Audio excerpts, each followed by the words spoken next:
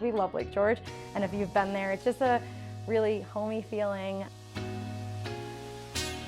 People who visit there, it's like nostalgic because a lot of parents that we have came as children, and now they're bringing their own children, and we hope that that's something that they can do. And as these kids get older, and we've even had guests who have stayed with us 4 or 5 times in the last 2 years, we hope that this will become a space for families to kind of grow up in and say, oh, we're going back to the cabins again next year, are you guys coming? Because now we have families who bring families and friends. So we have 8 right now, but then we are soon expanding.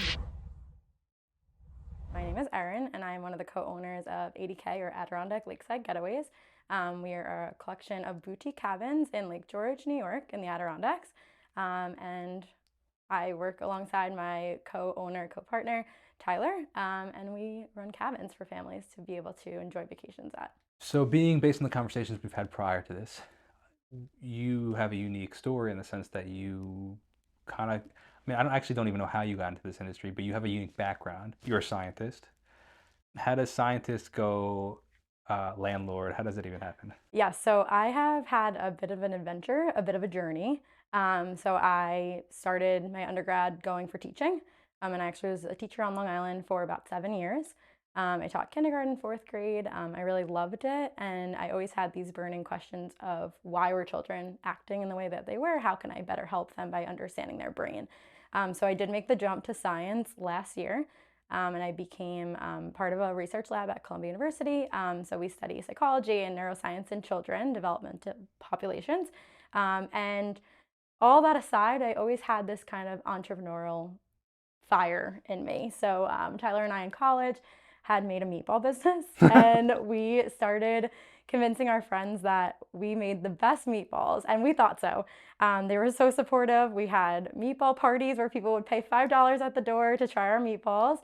We were called Burrow Balls. We did have an LLC. We were really trying to bring it back to New York because we went to school in Delaware, and we were convincing people that we made 5 different meatballs based on the boroughs of New York City and 1 Long Island beach body ball that was your vegetarian option. We had really workshopped through that idea. It was really fun. And then when push came to shove, we graduated and things felt like maybe this wasn't the space for us. We joined an entrepreneurship collective. We applied to be part of that in college. So as a finance major and an education major, we went together to do this entrepreneurship. It wasn't the right space for us at the time. We knew that we couldn't keep up meatballs with all the amazing restaurateurs. But we knew that there was something that we wanted to do. So kind of fast forward a few years, we graduated, and we decided maybe we want to, have a house that we can rent out to people, have an experience for families to be able to go to. We landed on Lake George or in the Adirondack region because we thought it was a nice escape from New York City. We had many different options of houses, of small 1-bedroom houses to multifamily houses that we were going to try to bring families in from Long Island, New York City, New Jersey, anywhere that wanted to drive to Lake George because we had grown up there going to vacation. Things fell through, didn't work out, and fast forward a few years, Tyler was on the ferry commuting to work in Brooklyn, and he sent me an aerial footage, and he said, there's a restaurant that is for sale. It looks like, though, in this aerial footage that there's about 8 cabins behind here. And we're like, well, what could we do about that? So we called the real estate. We kind of, got things in motion. And then all of a sudden, Adirondack Lakeside Getaways was born because we got so excited about this idea that we were going to be able to create a space where families could come for years to come, as our families were able to go to. And so we landed with cabins. That was back in about 2023. And now, years later, we're expanding, building more cabins, renovating new cabins, and it's been a really interesting experience to be balancing full-time jobs, planning a wedding, and also doing real estate. But we always had that entrepreneurial spirit that we wanted to get into having our own business and being able to do something. It's a lot to It's a talk lot. about, and we're gonna break it down to sections. I want to talk Yes. about the meatball business Yes. because I love it. I've been very much like you, have always been a purebred entrepreneur. I was the kid Yeah. in school selling energy drinks out of my locker just because I loved doing things. Yes. Or I was 8 years old having a what's it called, a car wash, and I was employing the kids on the street. Say, Yes. I was the boss. I just love it. That's why I love having this conversation. So when you said that, I just related to it, and I love it. Um, just what was the practicality that you were just making meatballs and selling meatballs?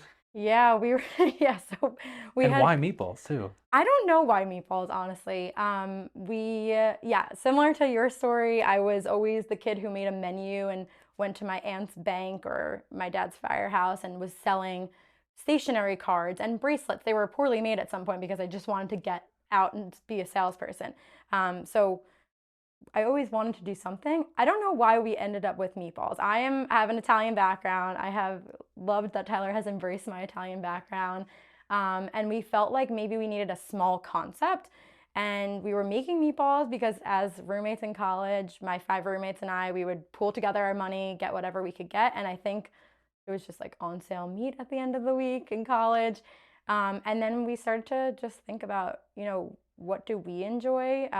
We like to try new food. Smorgasbord in Brooklyn was really big at the time. So we were getting some concepts from there. And it seemed like people were really zoning in on one concept, but making different variations of it. So we were like, meatballs, but how do we spin it? So we came up with the Bronx Bomber Ball, which was, inspired by the Yankees. And it was a bacon, egg, and cheese ball with a little bomb of cheddar cheese inside with an egg on top. We came up with the blue and orange ball for the Mets, which was a buffalo chicken meatball with blue cheese inside of it. So we were coming up with concepts. Like the Staten Island ball was like a sausage-based ball with a red pepper marinara sauce. So yeah, so Who's the we branding mind behind it? Because the branding is phenomenal. thank you. It was really just us sitting down and talking through why we were so proud to be from New York, from Long Island, from the shadows of New York City, and we wanted to have that identity incorporated with it. So we But just even started just the names though, thinking, like the Bronx Bomber Ball or yeah, like, the Borough Balls yeah. and like all of them are just all the alliteration in I the think we name did is the Times Square ball draw, which was come a on, like who thinks of this stuff? It's turkey. so good. The names are Thank phenomenal. That's you. before Chat GPT Yeah, too, before so ChatGPT, I think we were in like 2015. We're talking about. But yeah, no, I think that, but that's it. When we have an idea in our head, we will go 110% to do it, sacrificing sleep all the while. It's fun and we work really well together. We're a good team. So yeah, that's yeah. great. So you talked about looking into buying a house Hmm. or to renovate or to rent out. Yeah. Then you came across the Adirondacks and the location that was being sold up there. Yes. Walk me through that process. I guess my first question is where does the capital come from? Yes, great question. So when it was just Tyler and I looking for a house, we were looking for a price point that made sense for us saving over time for maybe our own house. We were pushing that aside and saying, let's find a house that will be an vacation experience for others. So the capital was coming from our full-time jobs there. What happened was a couple of those fell through. A couple of them we just, when we ran numbers, weren't going to work well with maybe a short-term rental idea. And when I say that, it's so funny now because I don't even know if we knew it was, what we were going down and doing, what our endeavor really was. But then when we came across the 8 cabins, my dad has always been someone who's really interested in real estate. And so we called my parents and we said, listen, we will, run this from start to finish. We're going to come up with the concepts. We are happy to do everything. We just want to know if it's something you would want to be interested in because either we can do that because we can split 50-50, or we're going to have to move on and we're going to have to find something new. I think it was like a parent's dream for us to have interests that were something that wanted to involve them. Oh And wow, that's cool. we, are really grateful to have both of our families super supportive. We're really close with them. And so it became where, okay, when we're going to do this, let's go in at 50-50. And my parents were super supportive in the fact that they were, willing to support what we were doing. We Yeah. have a restaurant on the property, so we started to use rental income from our tenant there to, go through. And then we didn't really have any labor costs because it was just me, Tyler, my dad, and my mom. We did everything. So having my dad's construction knowledge was very helpful. But we were driving from New York City from our apartment every single Friday night. We were leaving straight from work. We were going up there. We were working 16 to 18-hour days, sleeping, eating a little bit on the way, and doing that through Sunday. And then we would come back and we would arrive back at our apartment maybe midnight on Sunday night. So we cut a lot of costs in the sense of we couldn't even bring materials in that fast to get work done. So we were just using, again, like our full-time income to get what we need to get done. And we took about a year to do full renovation just because of the labor force that we had available was us. And the capital was a little bit tricky. So moving forward, we will be hopefully using what we have now to continue to build. But I think in the beginning, it was definitely getting creative with it. From my understanding, it seems like you moved forward with the one that had the rental, the eight Yes. cabins and the restaurant on the Yes. center, which is cool because then it could also service the people that are Right. staying there, they can Yes. eat there. What kind of restaurant is it? So it's gone back and forth a little bit with what it is. It was kind of like a steakhouse for a bit of time, the original owners that sold it to us. Then it was kind of like an Italian concept with like your home cooked meals. And now our newest tenant is trying to make it into like a seafood component. So it's kind of switched back and forth. It is a true staple in the town. It's called the East Cove restaurant. So it's been a really nice add for our guests to be able to have that right on property. It was a little bit Is that the daunting. one that's right on overlooks the water, or do many of them overlook the water? Most of them, yeah, are pretty overlooking. So we are right from where Million Dollar Beach is at the bottom of the lake on the east side.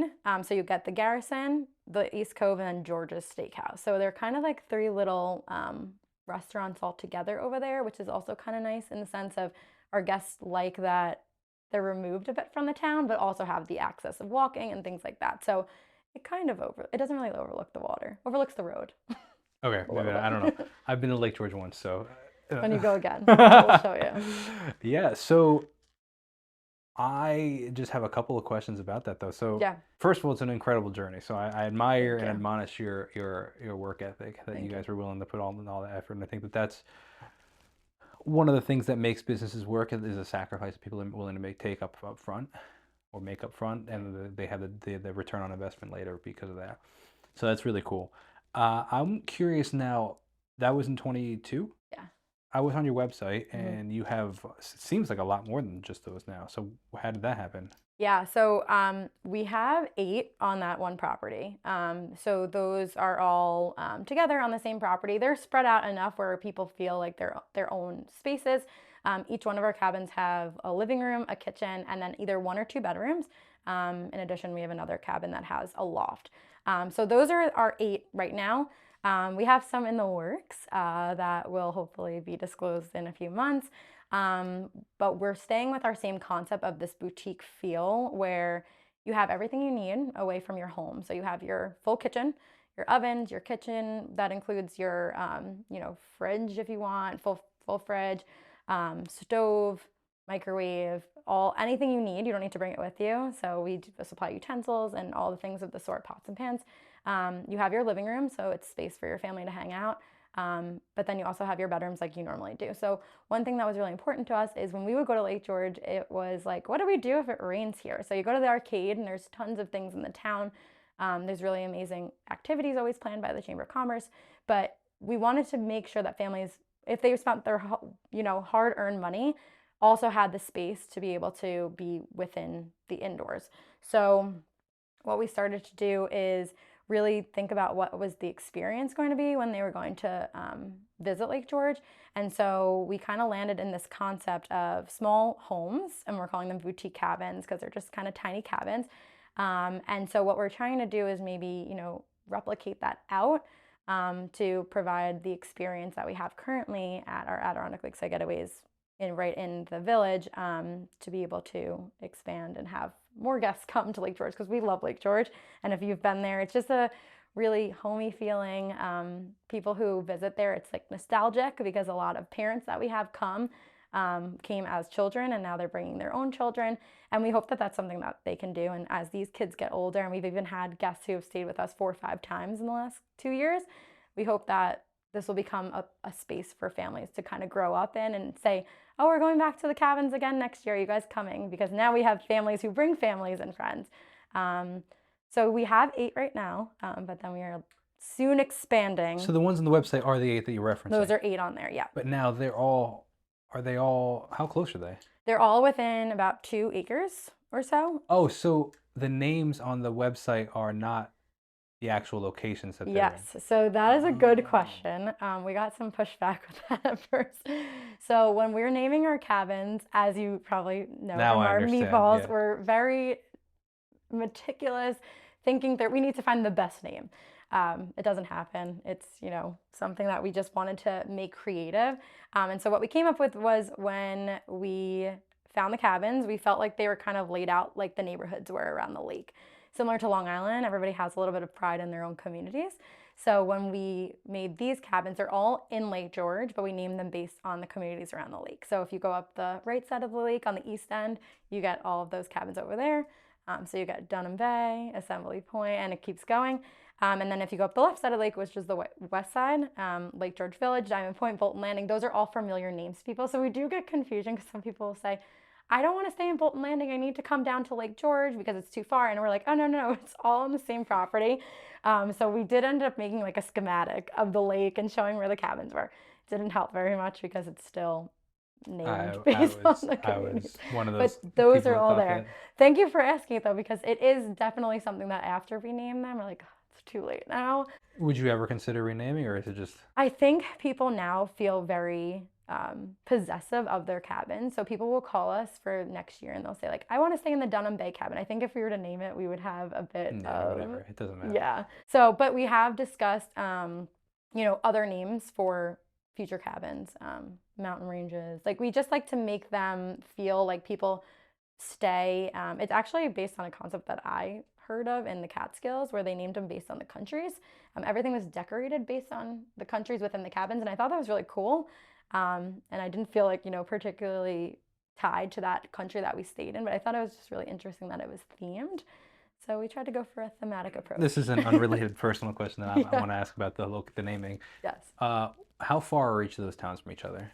Like from Lake George, what's the farthest town? How far is that? They're like almost like hamlets or tiny little towns up the lake. So if you would do Diamond Point, if you drive up the west side of the lake, maybe 10 minutes, Oh, 8 to 10 okay. minutes. And Yeah. then if you go from Lake George Village up to Dunham Bay, about the same, 8 to 10 minutes. Yeah. Yeah. So they're, So it's funny. So just, for my reference, why I was asking is because the backstory we were talking about before we started filming was the fact that I'm a big hunter, yes. and that the bear season starts up there in September.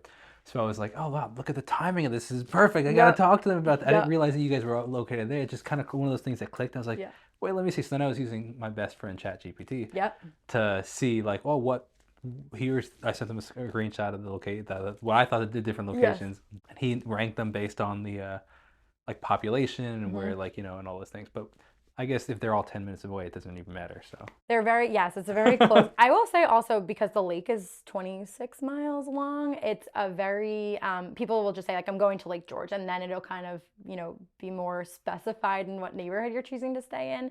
But they're kind of all close. No, You it's can all take good. the boat down too if you need. That's cool. So what's next? What do you see next? So next we are going to continue our concept, creating these, we're really pulling in kind of the nature of Lake George, while keeping this like mom and pop feel.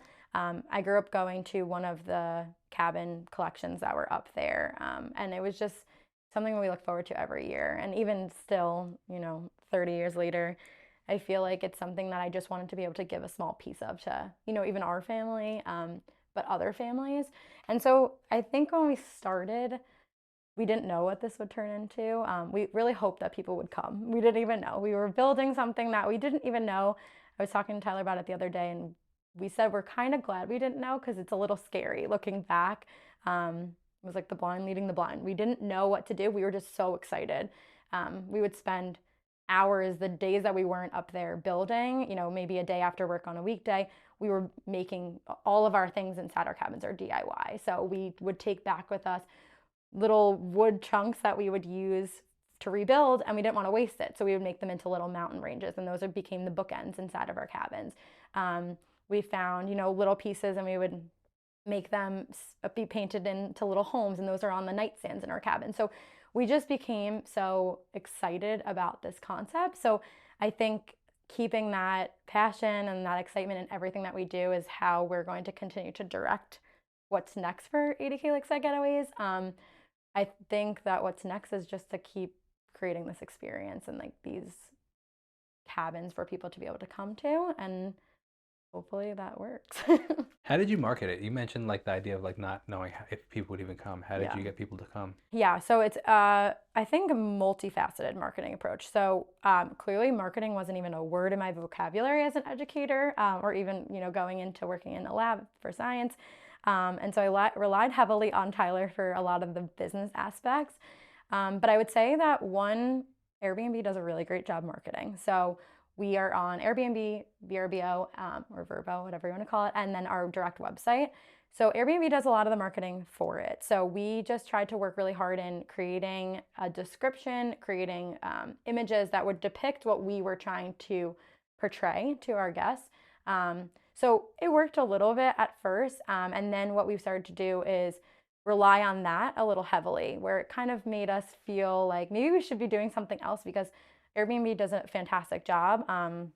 You know, I think over time it's even evolved in, like you said, hunting. So if someone's looking up to go to the mountains, we'll come up on their radar. If someone wants to go to the lake, we'll come up on their radar. So they've got their whole, system going really well. But what we've started to go into is a little bit of influencer marketing. So 2 years ago, we were contacted by one of the festivals that happens in town. Lake George is really awesome in that almost every single weekend there's something going on. So it was a food and wine festival happening in June. And we were, asked as a new property, I think we were up for about 6 weeks, to be willing to host a New York City influencer.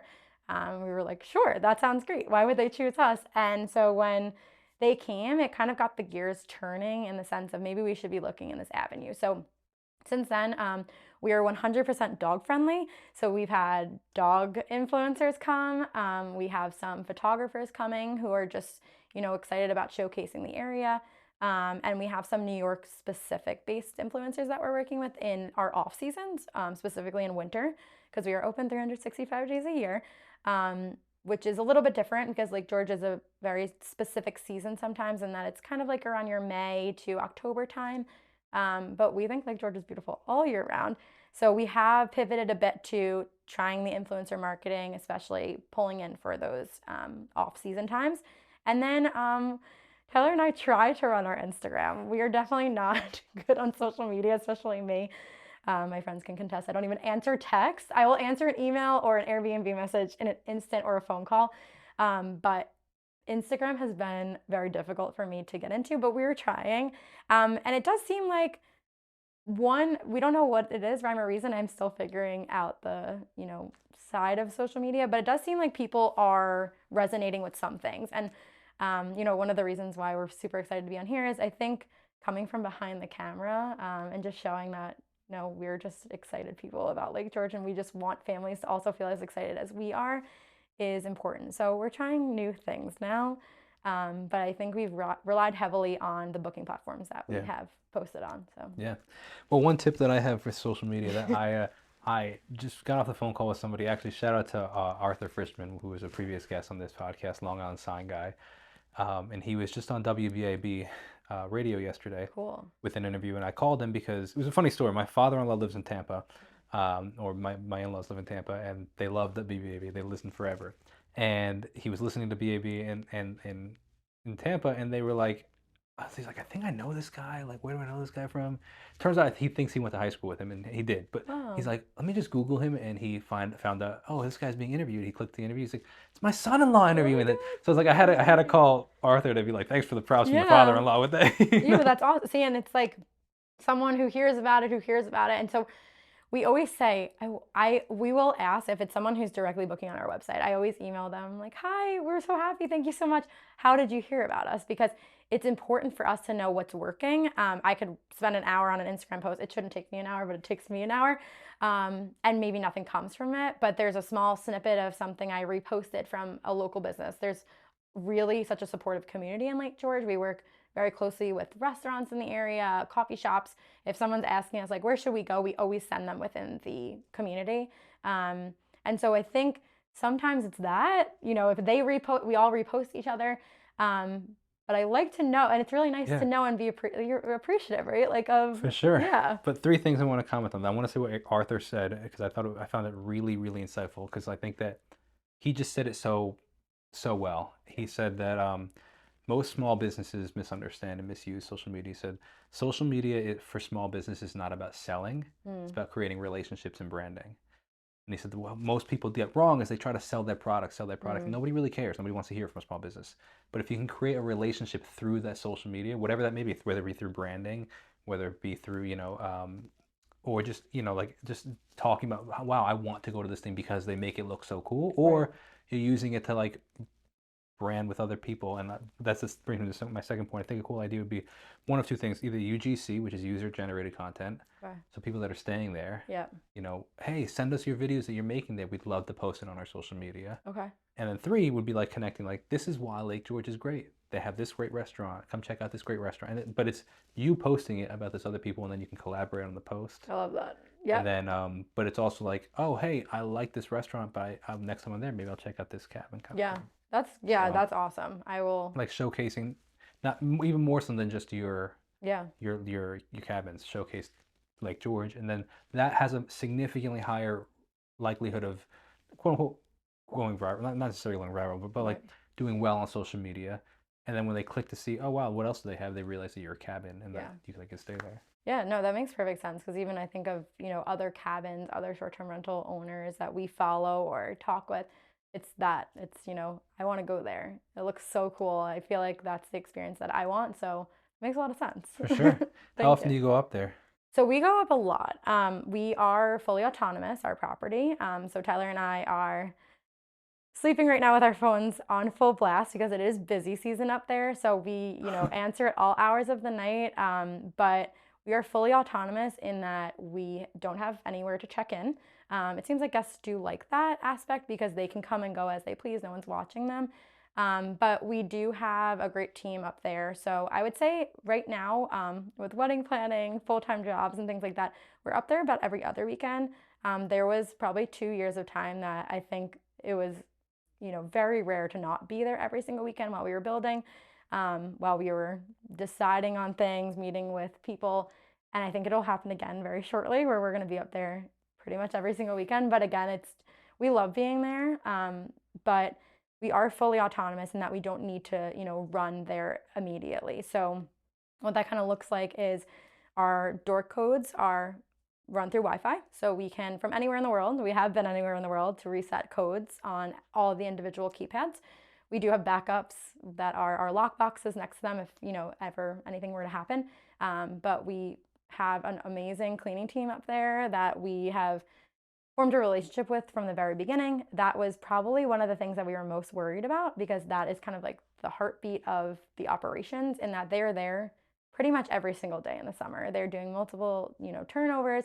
They're checking on things for us. They care as much as we do about our property. And then we also have some maintenance people who go there, but any kind of special thing that needs to happen, ACs break or things of the sort, we'll have to send people. But we've formed a lot of relationships now with really amazing people up there who are super talented and know how to do things. So it's been a really interesting experience. We thought we would have to be there every single day, all day long, because that's what you think of when you think of a hotel space. But we learned a lot from other short-term rental operators. We learned a lot from ourselves of kind of pulling back a little bit and letting people have their vacation. And it's kind of worked out nicely. We can definitely troubleshoot anything. So anything that people are having trouble with, if it's like the TV, we can, look on the app and see if the Wi-Fi is down. We can get Spectrum to reset the boxes for the modem and the Wi-Fi. So all of that can be handled while we're not physically there, but we like to be there anyway. So Sure. yeah. So my last question for you is for people that would like to get into the short-term rental space like you Yes. are. Mm-hmm. You guys have cabins, but whether it be rentals, cabins, apartments, whatever the case may be, Airbnb, what advice would you give to them? I would just say if it's something that you're passionate about, just do it. That's kind of my mantra for everything. They can always reach out to us. We've had a lot of great mentors, a lot of people that we've just asked the question we didn't even think they would answer. But people are very helpful and they want to share their knowledge. And from someone who didn't come from any sort of hospitality background, it's an amazing space. It's amazing to be able to work with people every single day in a different capacity. And I would just say, try Yeah. it. Now, if you could give a little bit practically, what does that hmm look like? What's one practical tip that you'd give, or something that you wish you knew when you first started? Yeah, I wish I knew that short-term rentals is not a passive business. It's interesting because I think you go into it thinking it's going to just run itself, but you have to love it. So we love it. And I would say practically just, make what you want to come out of this your priority in the beginning.